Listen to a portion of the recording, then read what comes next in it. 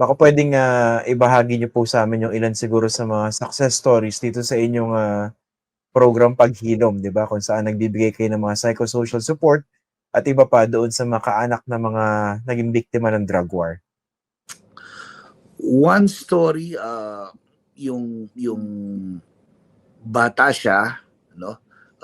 You might be familiar also with this story na nasaksihan niya mismo yung pagpatay sa kanyang ama sa loob ng kanilang munting silid.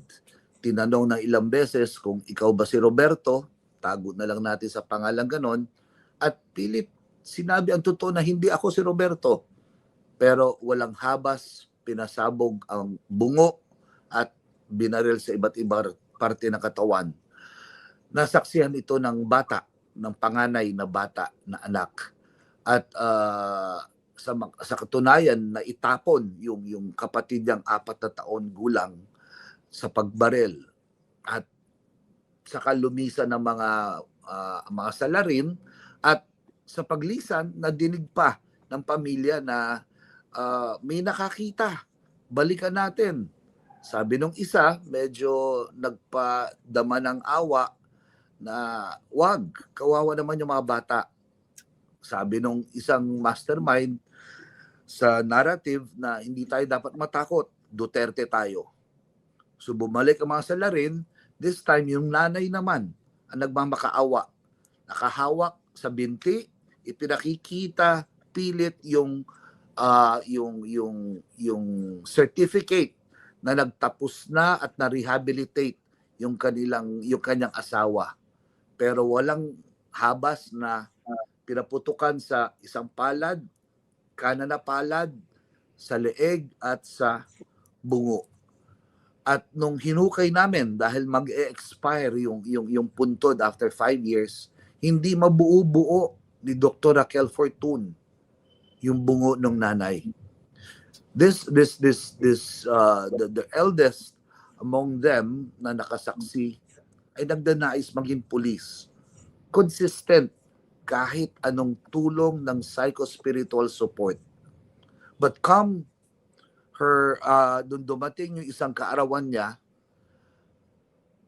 pinuntahan ko siya, tinanong ko siya, kinausap ko siya, kamusta? Ikaw ay nasa ganitong edad na, ano na ang plano mo sa buhay? Father, ayoko na maging pulis. Gusto ko maging guro na. Sa kasalukuyan siya ay nasa second year college ng education. Ibig sabihin, yung mga taong ito na biniktima ay trinatong trinatong hayop. Pero dahil sinalo natin, pilit natin binigyan ng daan na mahilom yung kanilang sugat, ay may kakayanan at nagkaroon ng kakayanang bumangon. At sa katunayan, sa kabila ng madahas na pinaranas ng nagdaang gobyerno at ng kanilang mga salarin, bumabagong pilit at inaayos din ang kanilang buhay. Madaming kwentong ganito. Actually, Father, kung iisipin natin, no, yung ganyang psychosocial support, dapat nga nagbibigay niyang gobyerno eh. Pero kayo pa nagbibigay at ibang mga grupo. Dahil in this case, gobyerno yung naging kalaban. Gobyerno yung naging salarin, hindi po ba? Ano yung mga klaseng support ang ibinigay ninyo dito sa specific case na ito para magka-idea po yung mga viewers natin? Meron po tayong nilikha na hindi ko pwede sabihin template kasi binulaga naman tayo nito eh. Wala namang nagsabi ng marahil nag-warning yung taong yung presidente yon, pero hindi handa na ito ang pwedeng gawin kapag dumalak ang dugo katulad ng kanyang pinangako. So ang ating naging tugon, una ay vetting process upang malaman ano ang kanilang mga pangangailangan, sapagkat nakilala natin na ang primary suspect at pinatay ay breadwinner. Yung mga lalaki, tatay, yung kapatid na nagtatrabaho, sila yung mga primary targets. Pagkatapos ng vetting, doon pumapasok po yung psycho-spiritual, psychosocial support. 7 hanggang 12 Sabado, pumupunta sila, nagtsatsaga sila, may mga workshop, at may kaukulang merienda, allowance, at ang kagandahan doon, nakikilala nila na bagamat nawalan ako ng isa, may nakikilala akong parehas kong biktima, nabubuo yung komunidad at tumitibay yung kanilang samahan, considering learning that I am not alone in this with dealing with this trauma. Pagkatapos po ng PSI na tinatawag, dumadako tayo sa legal documentation. Sila ay may kakayanan na magbahagi ng kanilang mga naging karanasan at ano ang kanilang nasaksihan.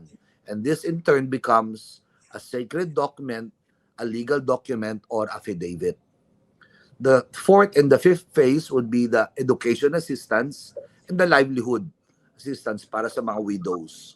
Dahil nawala nga ang breadwinner, yung nanay, yung lola, ang siyang tumatayo bilang tagapagtaguyod. Nung lumalaki na, nagbibigay tayo ng capacity building para may identify ang leaders. And then the seventh and one that I believe na hindi ako handa, na dumating yung 5 taon, nag-e-expire ang puntod. Oo. Doon po pumasok yung ating Project Arise na hinahanap natin yung mga bangkay na mag-e-expire ang lease, dahil kapag nag-expire pala ang lease sa apartment for rent, itinatapon at itinatalaga na sa common grave. Oo. Mas masakit yun. Hindi lang namatayan, nawala pa. So hindi natin pinahintulutan nun pagkatapos tayo mawalan ng isa. At hanggang ngayon, hindi na tayo nawalan.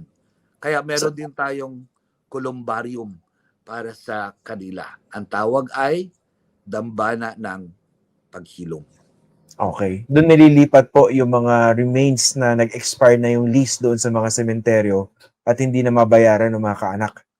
Yes po. Pero bago natin italaga doon, dumadaan po kay sa ating magiting na Dr. Raquel Fortun.